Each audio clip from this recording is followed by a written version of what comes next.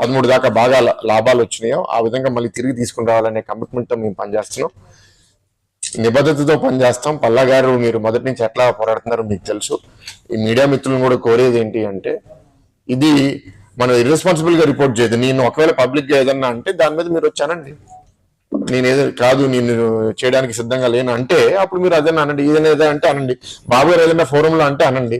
అంతే తప్ప ఎవరు టీడీపీ ఆఫీషియల్ చెప్పారు, ఎవరు పేరు తీసుకోండి, మీకు ధైర్యం ఉంటే ధైర్యం తీసుకుని మేము కేసేస్తాం అప్పుడు వాళ్ళ మీద. ఏమీ లేకుండా సృష్టిస్తున్నారంటే దురుద్దేశం ఏంటి అనేది మీ అందరూ ఒకసారి అర్థం చేసుకోండి. సో మీడియా మిత్రులు అందుకే కోరుతున్నాము దట్ ఈ మిస్ఇన్ఫర్మేషన్ మా ద్వారా మీరు దానికి రెస్పాన్స్ ఇస్తారని.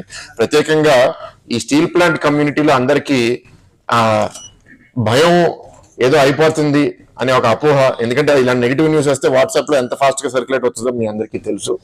వాళ్ళ సర్క్యులేషన్ కన్నా మీ సర్క్యులేషన్ ఇంకా ఫాస్ట్ గా ఉంటుంది. సో అదే కోరేది ఏంటి అంటే నిజం నిలవాలి. మీ ఎప్పుడన్నా సరే ఏదన్నా ప్రశ్న ఉంటే మేము వచ్చి మీడియా ముందు ఆన్సర్ చేస్తాము. ఇవాళ సమయం తక్కువ ఉండడం వల్ల కేంద్ర ఉక్కు మంత్రి ఇప్పుడే ల్యాండ్ అవుతున్నారు, త్వరలో ఇప్పుడు ఆయన వెళ్ళి రిసీవ్ చేసుకోవాలి కాబట్టి ఇక్కడతో ఇది ముగిస్తున్నాం. Thank you.